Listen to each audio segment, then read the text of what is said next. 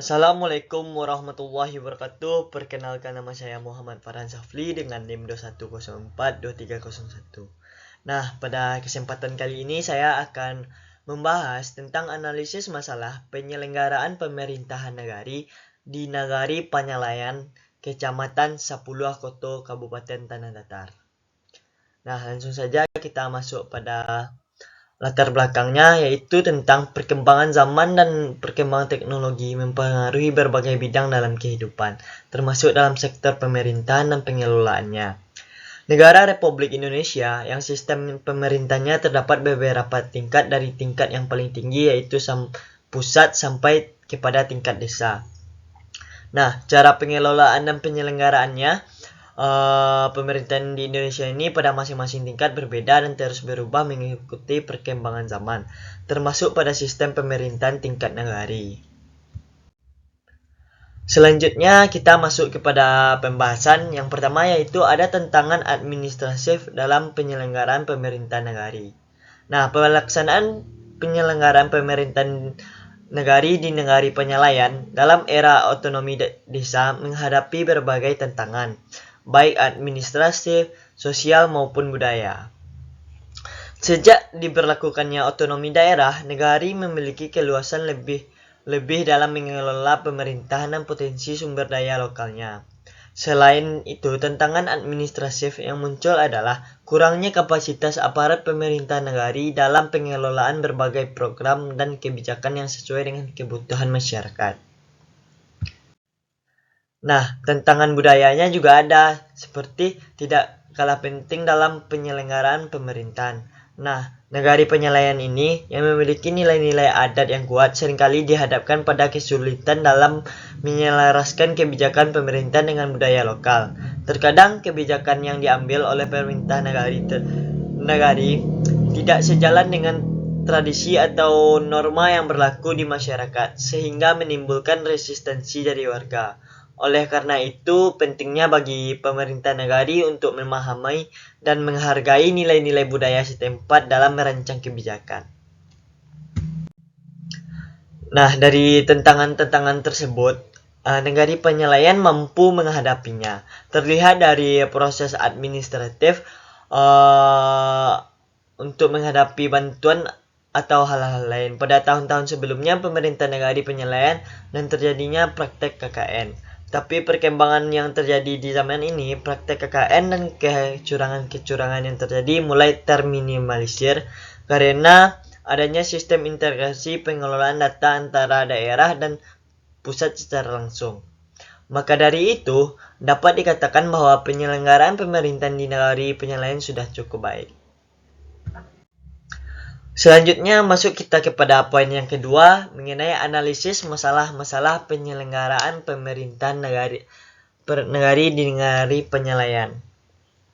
Yang pertama, dapat kita lihat masalah infrastruktur teknologi, di mana seringkali itu servernya down.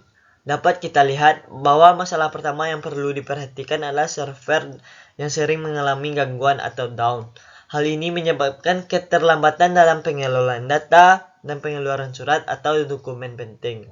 Dalam pemerintahan digital, kendala sistem informasi adalah kunci untuk memastikan kelancaran pelayanan. Gangguan seperti mempengaruhi efektivitas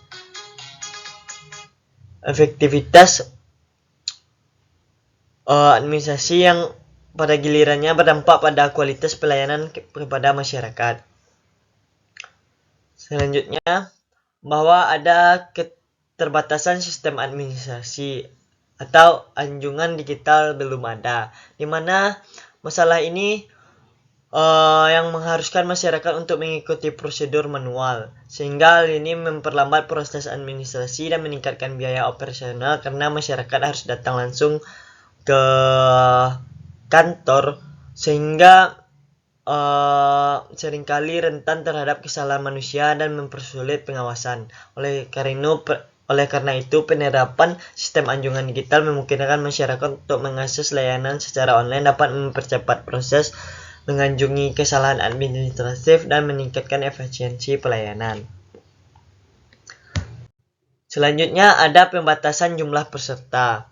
Minimal 10 orang, maksimal 10 orang. Maksudnya di sini adalah pembatasan jumlah peserta hanya boleh antara 10 hingga 50 orang dapat menjadi masalah dalam inklusivitas dan keterlibatan masyarakat. Dengan jumlah peserta yang terbatas, beberapa kelompok masyarakat yang memiliki kepentingan atau masalah tertentu mungkin tidak dapat terlibat dalam proses pengambilan keputusan atau untuk mengatasi masalah perlunya sistem fleksibel dalam jumlah peserta agar lebih banyak pihak dapat dalam musyawarah dan pengambilan keputusan sesuai dengan prinsip demokrasi yang inklusif. Selanjutnya ada target dan kewajiban IKD atau Indeks Kepuasan Desa.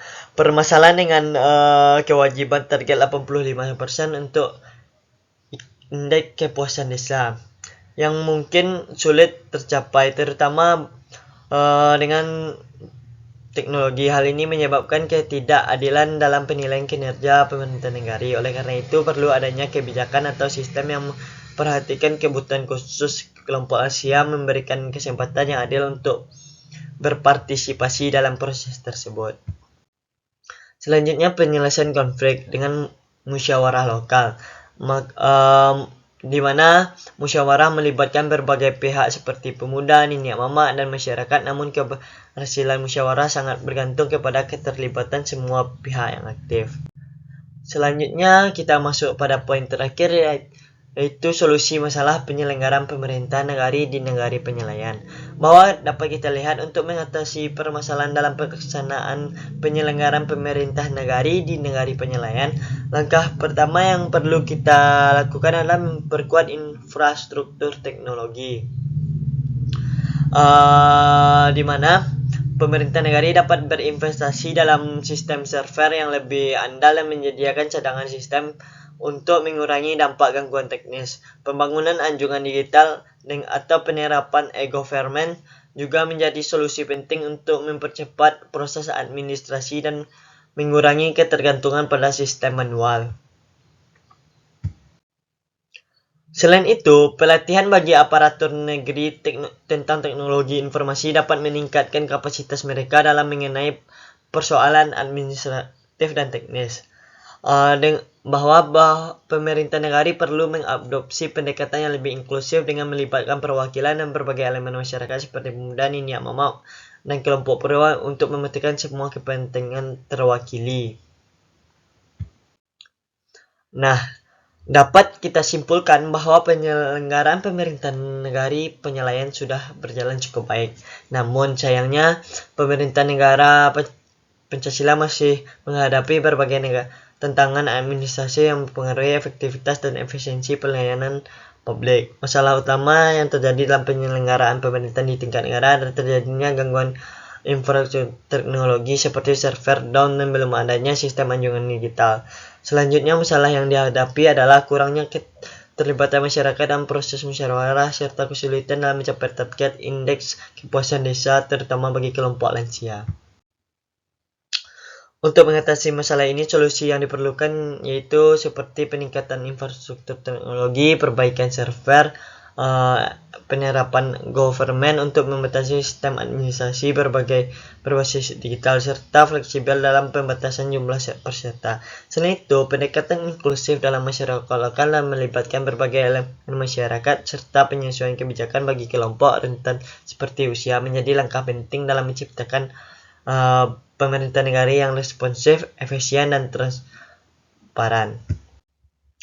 Mungkin sekian pemaparan materi dari saya. Mohon maaf apabila ada kesalahan kata. Saya sudahi dengan wabillahi taufiq wal hidayah. Assalamualaikum warahmatullahi wabarakatuh.